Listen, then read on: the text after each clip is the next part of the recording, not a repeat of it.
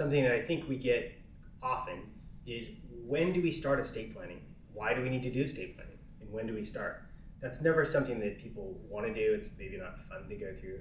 But Daniel, you wanted to take that one. Yeah, to get the conversation started, estate planning really gets triggered by some life event that either is going to happen soon or can happen.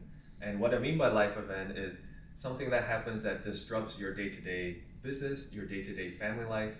And as we interact with families and their businesses on a consistent basis, you run into situations with aging parents, aging executives, wanting to sell the business, wanting to grow the business, and it's in these spectrums of change that estate planning starts to get on the radar. Now, the idealistic time of when to start is before all that stuff happens. And the earlier you can do it, the better it is. And so I kind of equate it to life insurance, right? The best time to buy life insurance is when you're young, healthy, when you can lock in a premium for 30 years and never worry about it again.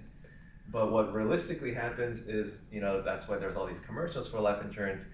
People start buying it when they're 50, 60 years old, when you could have been using your funds in a different way. Alex, Brandon, do you guys have any specific insights to estate planning? Yeah, I think with estate planning, we think about the transfer of assets, maybe from one generation to the next, but there's also estate tax potentially for some clients, just based on what their wealth is. So currently, the estate tax exemption is significantly higher than it's been historically, so up around $24 million. There's been some political pressure to move that down, and so as you think about a long-term estate plan, anything that's above the current estate tax exemption gets taxed at a really high rate.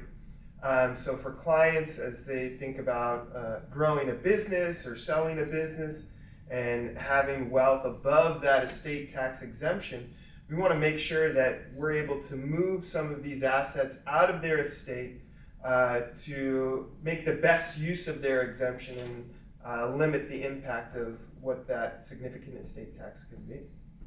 And another important aspect of estate tax or estate planning that's not related to the tax aspect is escaping probate. And just what I mean by escaping probate, and a lot of people don't think about it, when you die, there's a structured way in which your assets have to be transferred down to your heirs.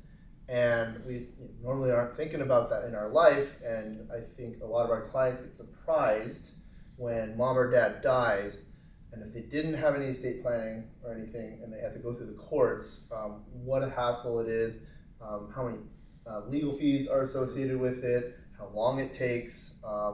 So there's a quality of life aspect to estate tax planning that I think also kind of circumnavigates just the tax aspect of potentially tax savings or anything like that.